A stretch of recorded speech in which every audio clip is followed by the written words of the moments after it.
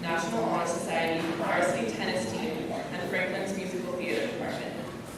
Throughout her years at Franklin, Elese has been involved in many programs, such as the volleyball team, tennis team, cheerleading squad, the National Honor Society, the Advanced Scholars Program, Clinic Crew, both concert choir and rising sound, and all of Franklin's musicals since her sophomore year.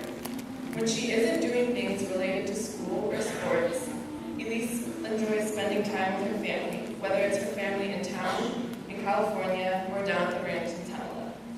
Her plans for after high school are to attend a four-year university to study to become a veterinarian. Until then, Elese plans on enjoying what is left of the rest of her senior year at Franklin. May I present the beautiful Miss Elese Viloria.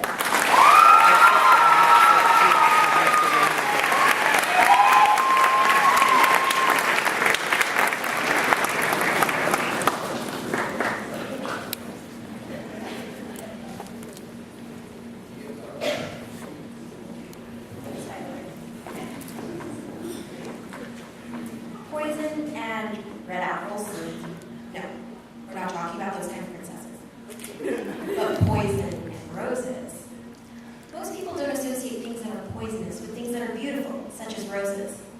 Unless you're referring to the song Every Rose Has Its Thorn by the band Poison from the 1980s. In fact, this year's Rose Festival theme is Rock and Roses. And I think Bret Michaels from Poison had the right idea. Just because a rose has thorns doesn't make it any less beautiful. To me, those lyrics suggest that nobody's perfect. And in high school, that seems like one of the hardest concepts to accept, especially when it comes to accepting ourselves. It's hard to see ourselves as beautiful roses when all we can see and feel are thorns, which are extensions of our faults and hardships that we've all suffered through. Now, I'll be the first to say this probably ever, but at Franklin, we are all delightful roses of different colors, different shapes, different sizes, and more, because we are full of different talents and different abilities as well.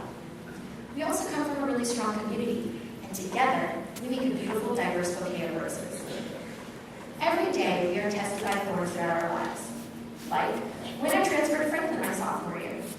The change that I went through transferring schools was drastic, though through it, I've come to greatly appreciate and value the opportunities presented at Franklin that I wouldn't even have got at my old school. And speaking from experience, being a transfer student is not always easy. In fact, any sort of big change is not always easy.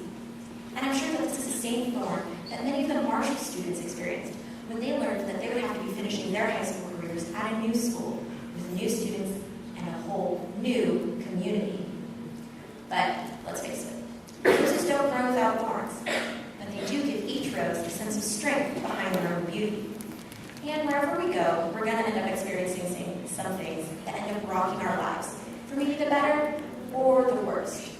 And a thorn that I'm sure many of us have experienced is one that I take very personally: bullying. I'm sure many of us have experienced the harsh and hurtful words of others. I know I have. And whether it be from a text message, a Facebook post, or even something written on the bathroom stall, it all hurts. But we're all here today, aren't we? Those words and those actions, they didn't break us. If anything, they made us. And we're stronger now because of it. Just because a rose is beautiful doesn't mean it's weak. We have those thorns for a reason, and they make us strong.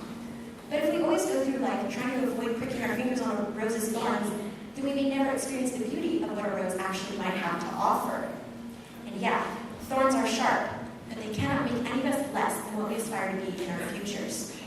And whatever rough patches we are rocked by, or whatever thorns may prick our lives, they end up making us strong.